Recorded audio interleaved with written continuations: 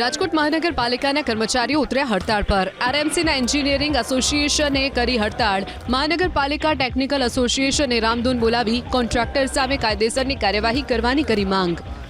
Ward number 18ના paver બ્લોકિંગના પેટા કોન્ટ્રાક્ટરે East ઝોનના assistant ઇજનેર ધવલભાઈ ગોલાણીયાને લાફો માર્યાનો આરોપ સાથે હડતાળ પાડવામાં આવી। સોમવારે પેટા કોન્ટ્રાક્ટરને બોલાવ્યો હતો મળવા માટે, પણ એ સમયે જ અધિકારી વાઇબ્રન્ટ ગુજરાતની કામગીરીમાં વ્યસ્ત હોવાથી મળી શક્યા નહીં। અધિકારી ન મળતા પેટા કોન્ટ્રાક્ટરે આસિસ્ટન્ટ ઇજનેર ધવલભાઈને લાફો માર્યો, જેને લઈને મહાનગરપાલિકાના કર્મચારીઓ રોષે ભરાયા અને કોન્ટ્રાક્ટર સામે કાર્યવાહીની કરી માંગ।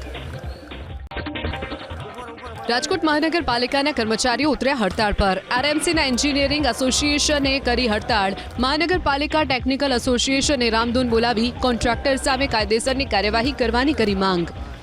વોર્ડ નંબર 18ના પેવર બ્લોકિંગના પેટા કોન્ટ્રાક્ટરે ઈસ્ટ ઝોનના આસિસ્ટન્ટ ઇજનેર ધવલભાઈ ગોલાણીયાને લાફો માર્યાનો આરોપ સાથે હડતાળ પાડવામાં આવી।